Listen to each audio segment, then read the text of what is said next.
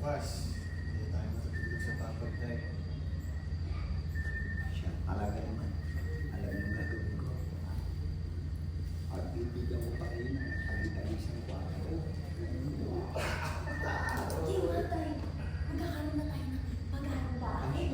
Oo, tayo pala pala. Ako sa inyo matulog na kayo sa matalay nyo na ito. Papa, dahil susunod eh. Tulog ka na. Wala ka na. Makakawal mo nyo sa